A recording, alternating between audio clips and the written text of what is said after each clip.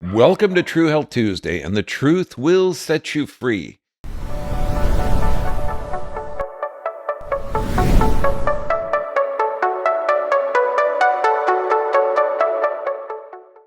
Today, we're talking about emotional stress. Now, you're talking even by the American Psychological Survey, you're talking 25 to 50% of Americans are under top stress. Now, this was before, let's say, 2020. Okay, now the Center for Disease Promotion Control said that 85% of all disease is caused by emotions. Now, why are emotions such a factor? Well, first, let's look at the different types. I mean, it could be everywhere: neglect, bereavement, mental abuse, past traumas such as sexual abuse, menopause, financial difficulties, job problems, censorship, bullying, social isolation. Any cause of the emotional stressors, you got to look at your body's going to respond the same way. And this is the same to physical, chemical, and emotional stressors. Your hypothalamus or your brain perceives the stress.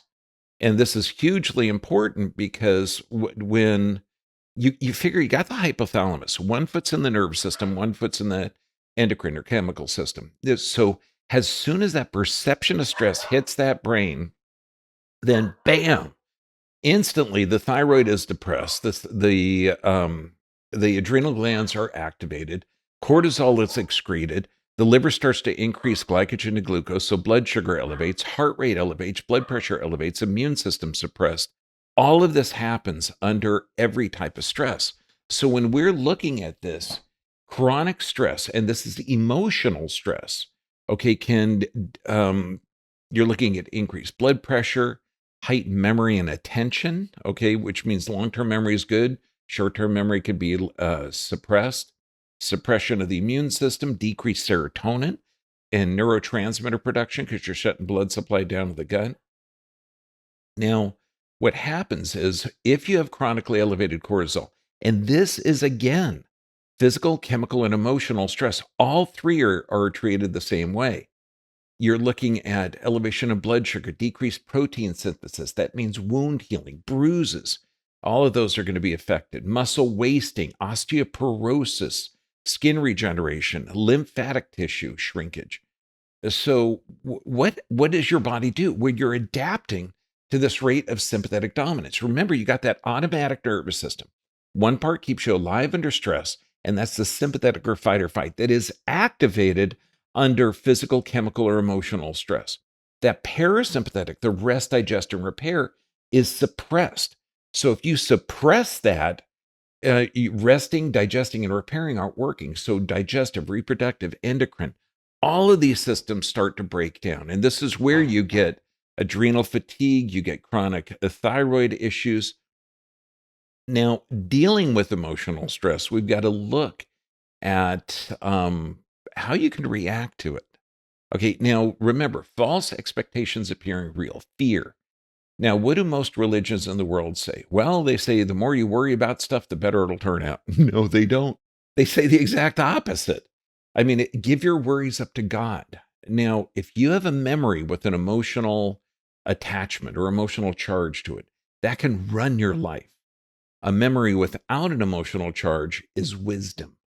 So when we look at this, 95% of what you actually worry about never really occurs. So, and I love the quote from Winston Churchill. And I saw this interview where he was interviewed by a TV guy, and this is after World War II. And they said, did you have a phrase or anything that held you when you were under incredible stress? And they thought he was going to say, we will fight on the beaches, we will fight here, never surrender. No, it was, this too shall pass. So know that storms don't last forever. Tyrannical takeover of worlds don't last forever. This is all going to be changing very, very quickly. So how do you change this? Number one, you cannot change the events. You can't change the news, economy, things out of control. Okay, you can't control that, but you can control your response. What does that do? Radically control the outcome. So you are in charge of your response. I recommend looking at our Stoic videos and looking at Marcus Aurelius. I mean, brilliant. Now, what happens in the brain when you have consistent stimulus, the brain starts to wire together.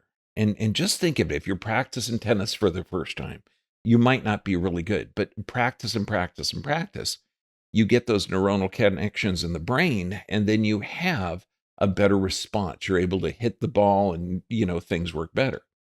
Same thing if you're practiced in an emotional state where you're practiced with responding to everything with anxiety and stress, your brain is going to wire together. So, consistent stimulus of an area of the brain is going to cause consistent chemical production, and this is consistent emotions.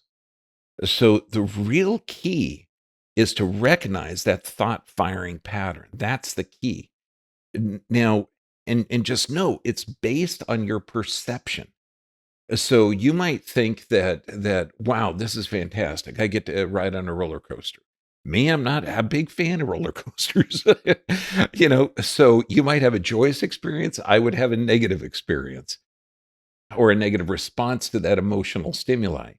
Now, so it's really changing your perception of that environment. Now, it just know that if you can change your perception, because all neurons, all thought processes fall in like a domino type pattern, and this is huge because the way that you perceive your experience, and this is going to be any type of physical, chemical, or emotional stress, that is going to be there's going to be emotion associated with that. Now, so you have a thought and feeling, then the neuron's going to fire, produces certain chemicals, and there's going to be cortisol or serotonin or feel good or stress hormones. Your body's experience, and then that equates back. Now, and it's interesting too, based on those experiences, if you have joy, love, hope, all the different things that you could have, or terrified, edgy, fidgety, worried, bewildered, okay, anxiety. All of those are going to create a completely different physiologic response. So, how do you change your thoughts? Well, changing your thoughts and your patterns, we got to look at how your brain is. Okay, anxiety, stress, depression, impulse control are all centered in that frontal lobe. That frontal lobe is controlled by the cerebellum. Now that cerebellum gets all its input from the position and motion of the vertebrae. So, and the frontal lobe is programmed not through belief, but through repetition.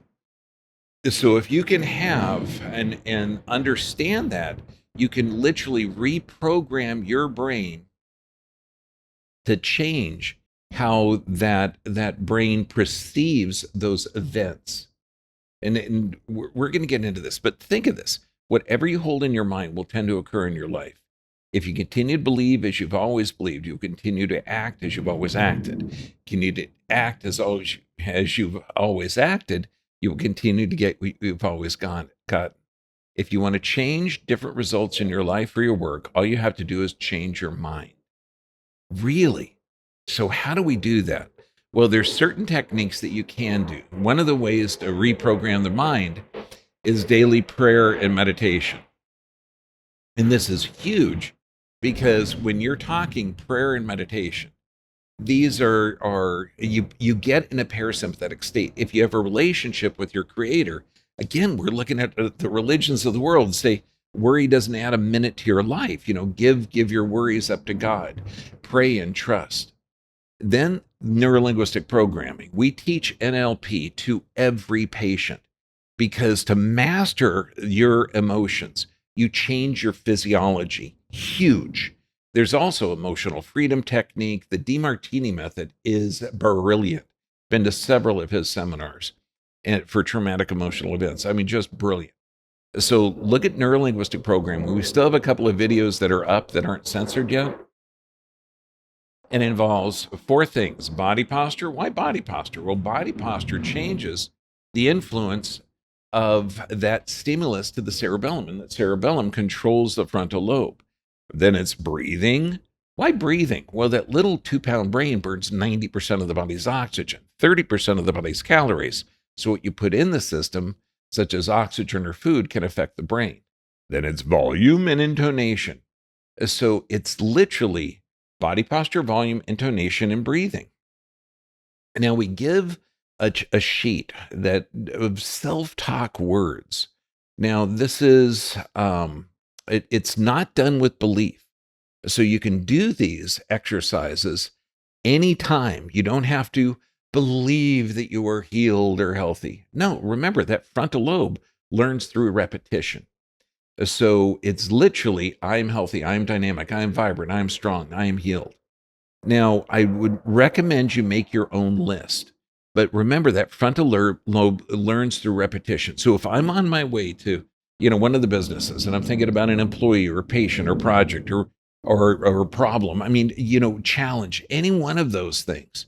And I realize my brain's stuck in that loop where thoughts are falling like dominoes. That's when I do this. And I've been doing this every day for about 22, 23 years. Okay. I am healthy. I'm dynamic. I'm vibrant. I am accurate. I am brief. I am connected to the healing source of energy. God's love flows from God through me into my patients. 100% of the people I touch receive that healing energy over and over and over.